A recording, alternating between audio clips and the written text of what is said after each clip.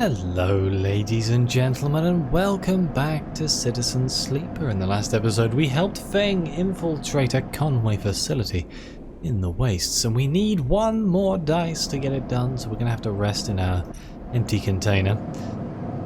And hopefully we get the dice we need. I believe it was a 5.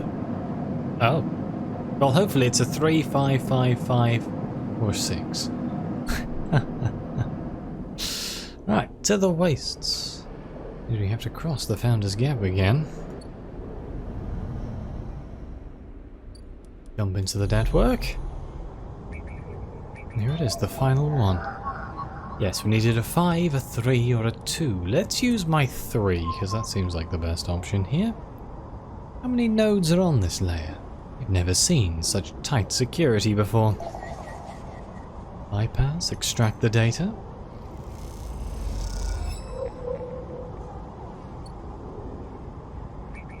And here we go, Consec Port X and a final Ripperworm. This final layer controls surveillance. With this down, Feng should be able to control the facility's cameras.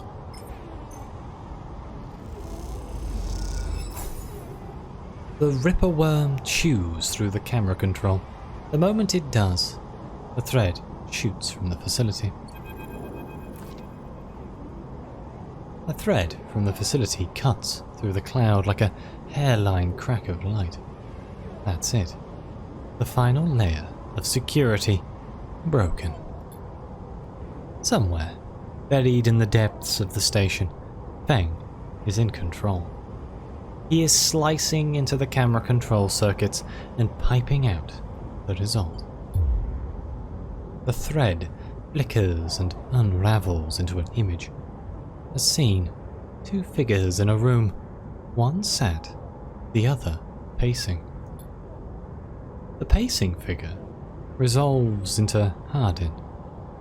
The unmistakable superior posture, the shock of grey hair. The second figure's features don't seem to resolve. They are vague, unformed. A problem with the data, perhaps? You look closer, and you see it. The figure is a proxy. Perhaps you should have expected it from Conway, a corporation whose very existence is owed to automation. The proxy is a machine designed to be piloted by a remote connection. Someone elsewhere in the system puppeteering it, with their own body, speaking so it may speak. The proxy sits impassively, or the Conway executive that is piloting them does, from the distant safety of some ship or orbital colony, perhaps.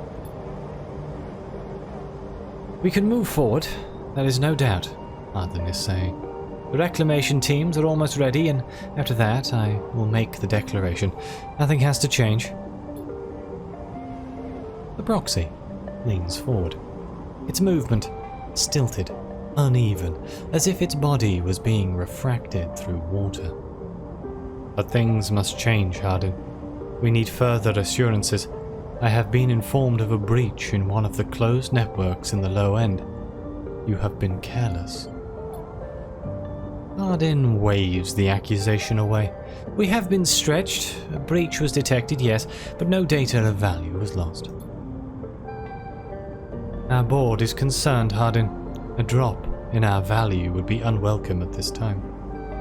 The proxy leans back, its posture dominant. If the reclamation of A1 is contested, then we could be drawn into a compromising legal position.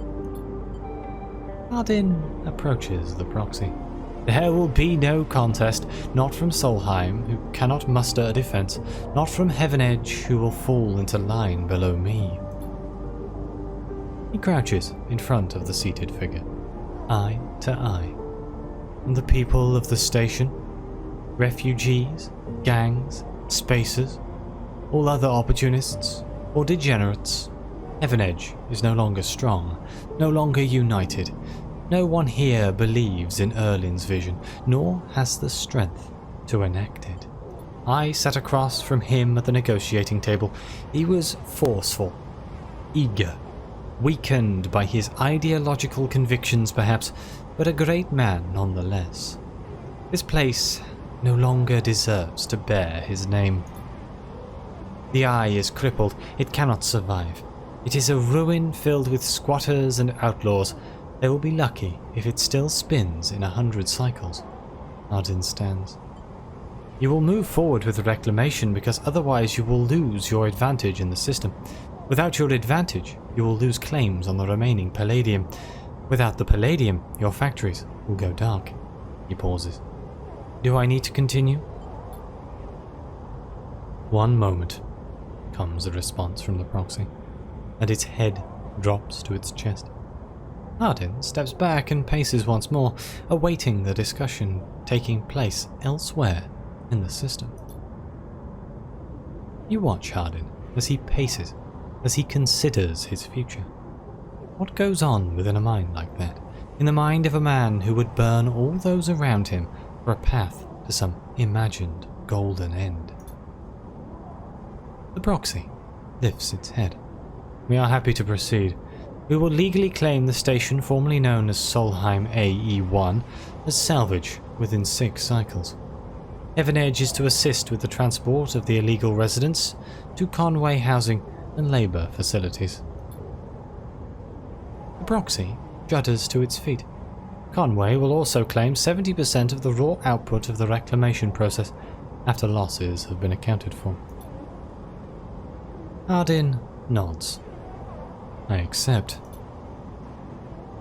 The proxy reaches out to shake his hand like a marionette, and then the recording loops.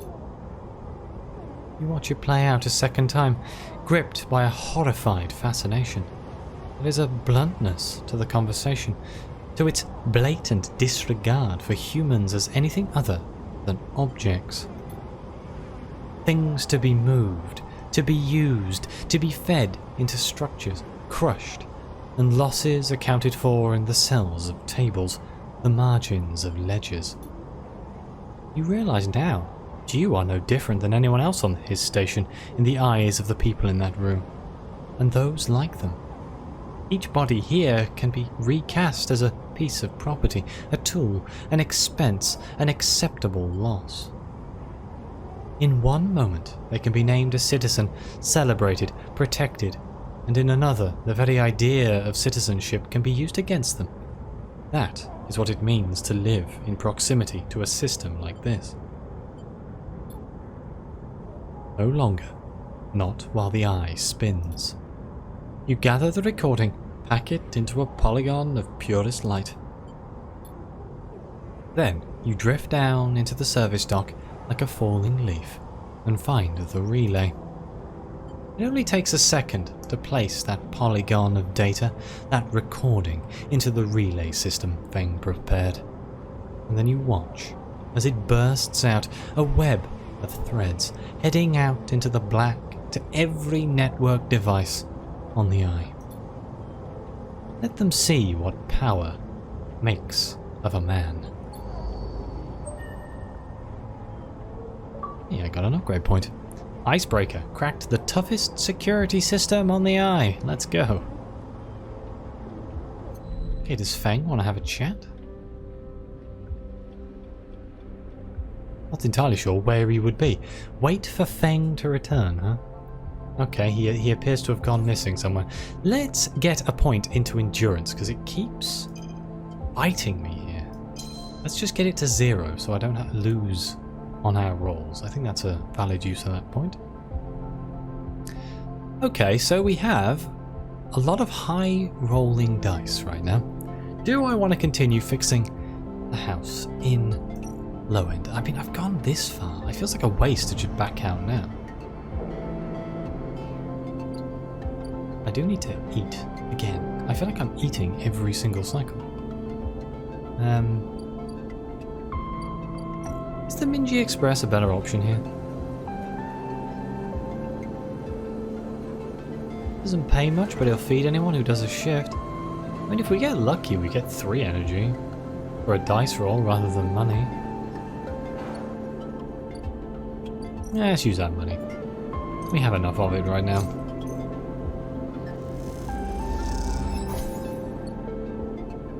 Let's see if we can fix up this derelict unit. What do we need? Okay, at least my 6s are now 6s, which means we have a 100% positive chance.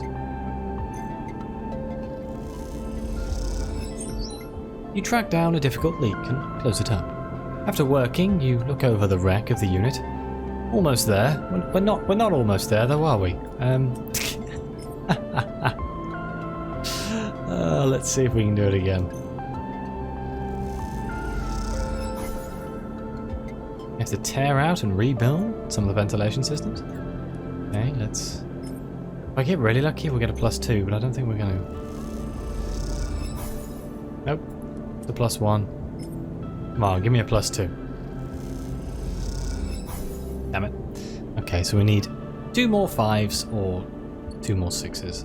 Or maybe we'll get lucky, maybe we need 1, but we'll see how that goes. Let's rest. Oh. Feng's Bay. Is this where we're waiting for Feng? Yeah, we're waiting 2 cycles for Feng to come back, huh? Ever-edging crisis? The building is chaotic. Most of it is in total lockdown. No one will give you a straight answer about Feng or Hardin. Kind of funny. Let's rest. Hey, we got what we needed here. That should be more than enough. Imagine actually living inside of our house?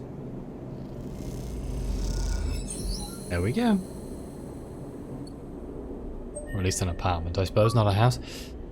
Squatters' rights. Found a place and made it yours. Lovely. And we gained a point.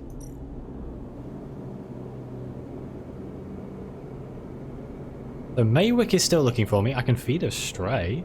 The signs that a stray animal has been nosing around near the unit. A handful of chits for some crackers. Should bring it out of hiding. What is hiding around here? Though we lose 1 condition, 2 energy. Isn't that the same as the empty container, or was that 3 energy? That might have been 3 energy.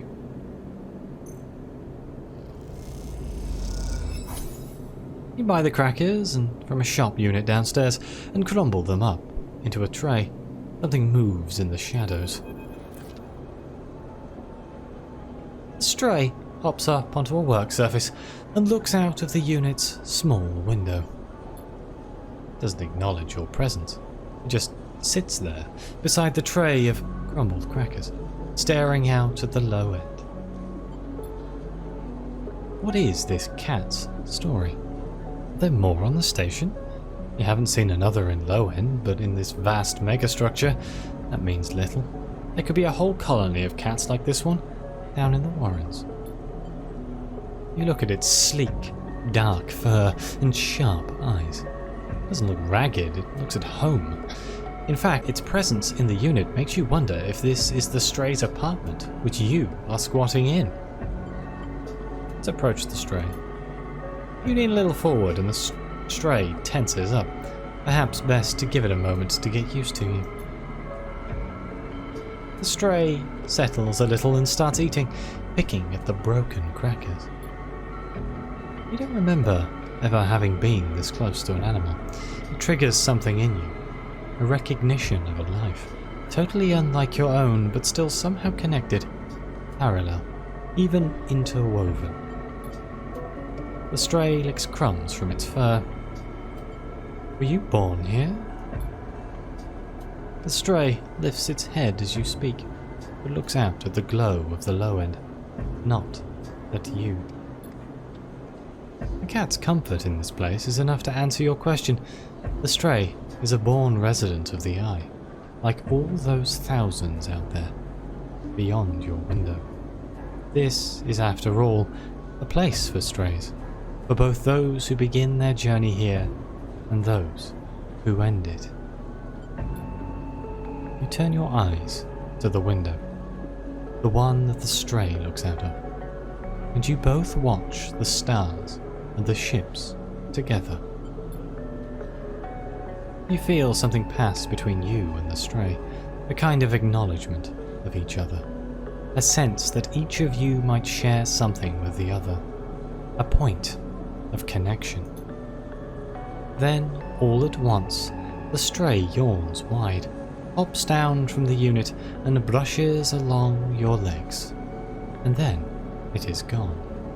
Out through the unit door and back into the corridors of the low end. Do I have a cat now? I think I might have a cat now. That's my cat. It's not Australian anymore, it's my cat. I could get photosynthetic skin to buff my endurance even more. It won't give me a +1 though, will it? So maybe I'll hold on to that point for now. Still waiting a day for Fang. But what do I do with these dice? We do need more money still. Maybe I'll go play Tavla to get 24 cryo. We could do some enforcement work for Rabia. Something that I didn't really think about doing. We could carry on trying to become part of the collective. Up here in the Greenway. Let's keep doing that. Let's focus on the things we've already started. Let's use our 6 here. That'll give me some food as well, won't it?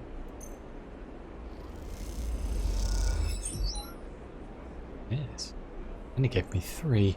In theory, this should be enough, assuming I don't get a negative. Let's see what happens. Okay. And then finally a 5. Should be enough to get to max out the Haifa member.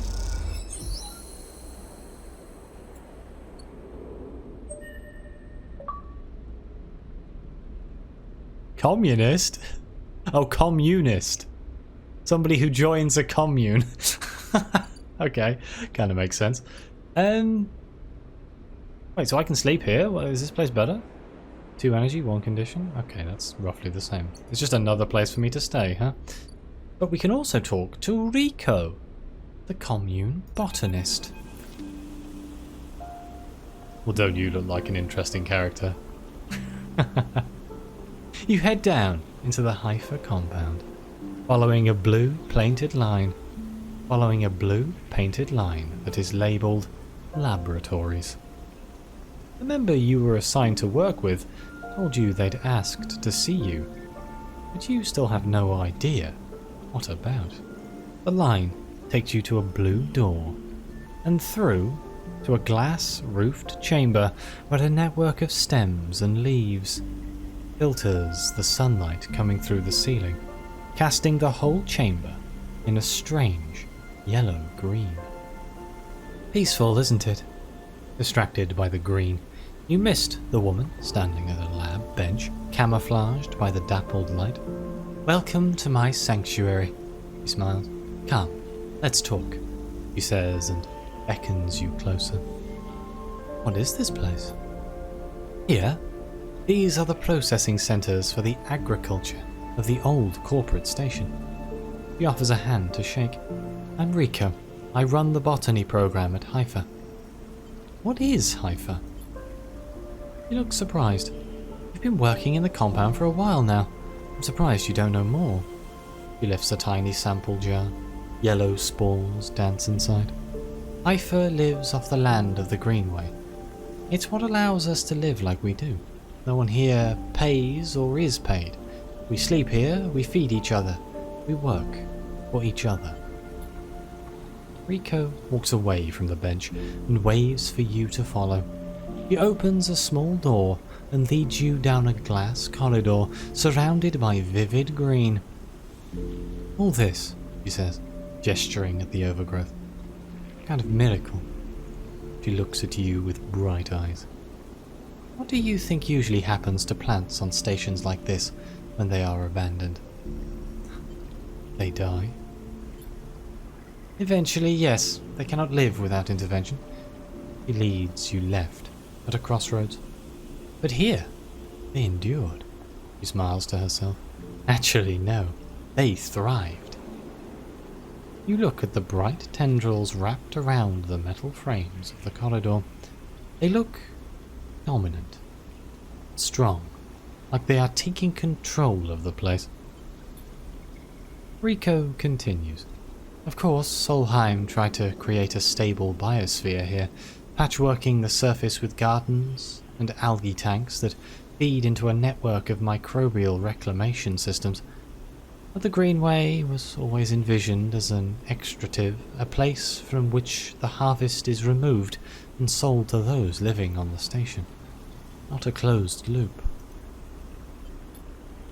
For this reason, when the collapse came, the Greenway should have gone with it. Erlin himself was so convinced of it that his first colony never even came here to try to reclaim it. The Eye instead relied on outside favours and influences, shipments from the inner system, and small-scale agricultural systems like kelp and fungal farm stacks. And yet here we are, among growth and decay, a biosphere flourishing.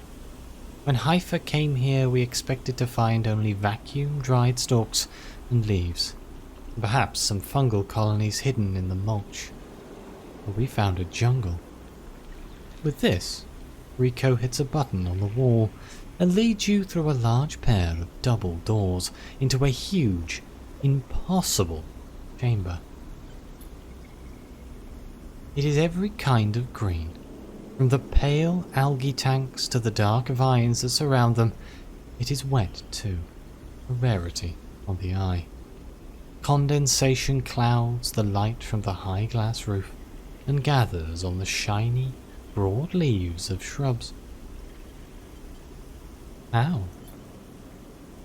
That is exactly our question.